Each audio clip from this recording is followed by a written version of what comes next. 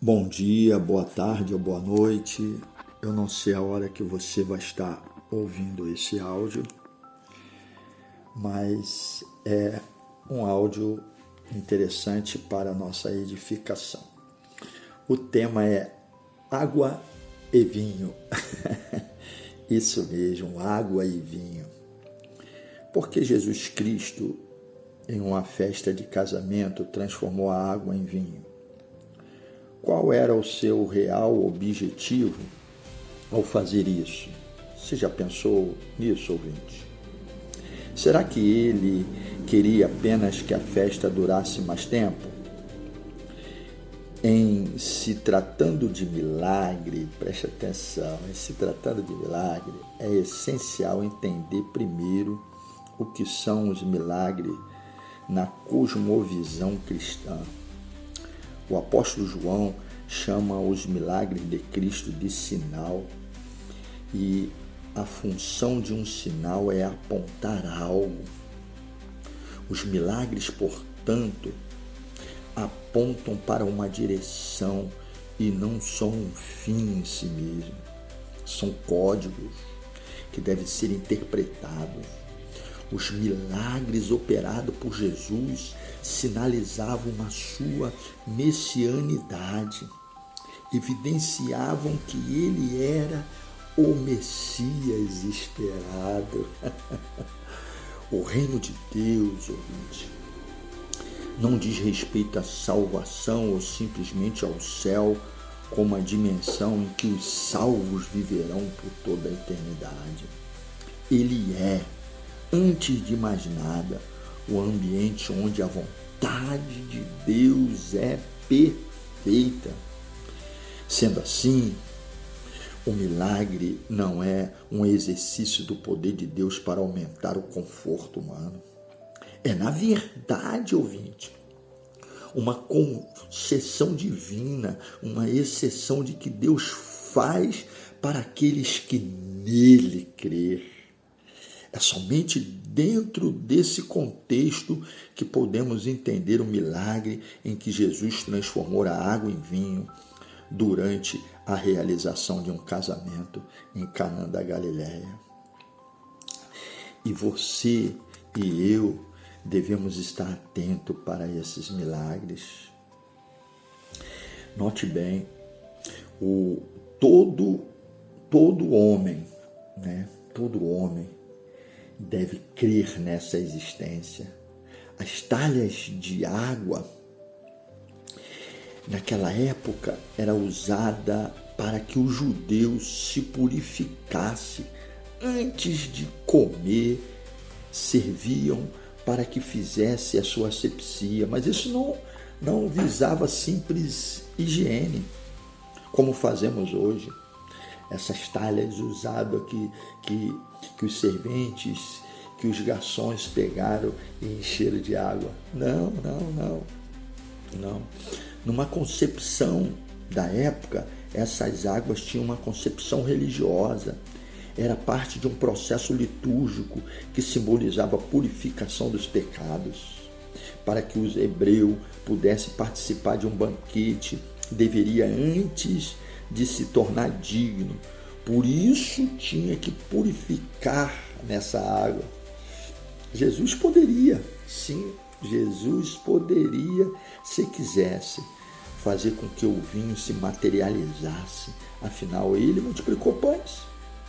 Poderia transformar qualquer coisa em vinho, mas transformou em vinho justamente a água que seria usada para a purificação. Ele não fez isso só para que a festa pudesse durar mais tempo, não, gente. Ou para fazer um show de mágica naquele evento. Como eu já expliquei, o milagre é algo que aponta para a nova realidade. Então Jesus, com esse ato, estava mostrando simbolicamente que a purificação que nos torna digno de participar do banquete não é mais a água desse contexto litúrgico religioso, e sim o vinho que representa o sangue. Purificamos-nos de todo o pecado através do sangue de Jesus. O sangue de Jesus nos purifica de todo pecado. Cristo estava mostrando um novo caminho a ser seguido, uma nova realidade, onde por intermédio do seu sangue nos tornaríamos aptos a pertencer ao reino de Deus. Jesus estava suplantando o velho sistema religioso da lei mosaica e apontando para a nova aliança através da graça. Mas não é só isso. Não é só isso. Fique atento. Que coisa gostosa. Não é só isso. Estamos falando do primeiro milagre de Cristo, seu primeiro efeito extraordinário, que inaugurou o seu ministério. A intenção era sinalizar no tempo passado e no tempo presente, sinalizar mais uma verdade.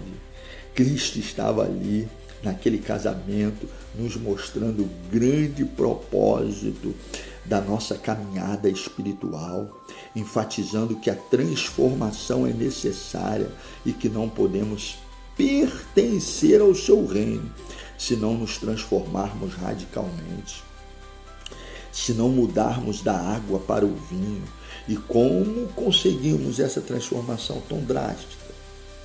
Como conseguimos?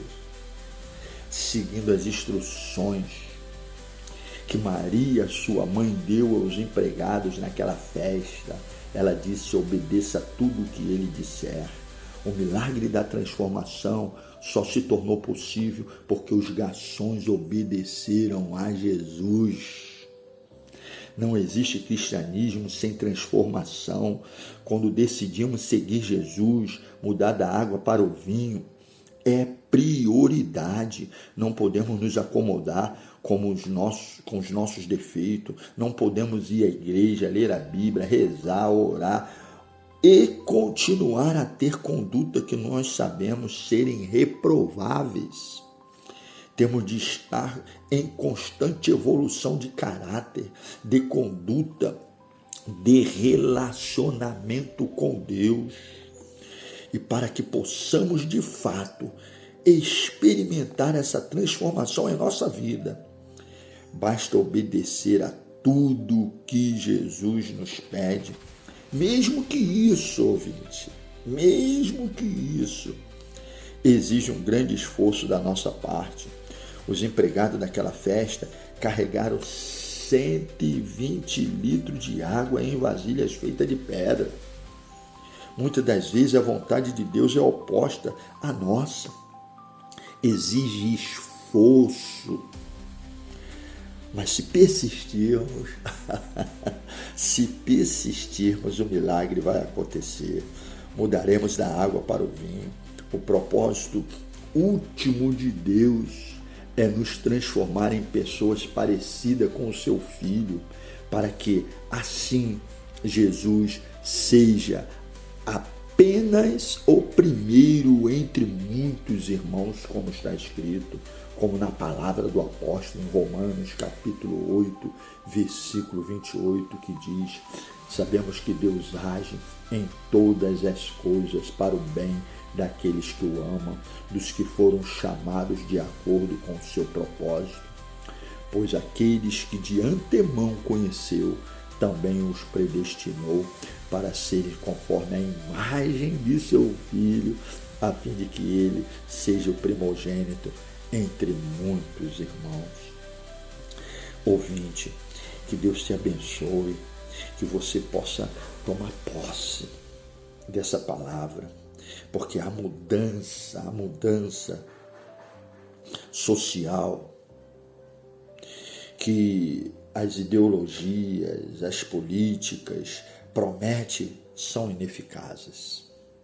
A mudança verdadeira está na nossa transformação individual primeiro, pois onde houver gente empenhada a imitar Jesus, o reino de Deus estará presente, transformando o mundo.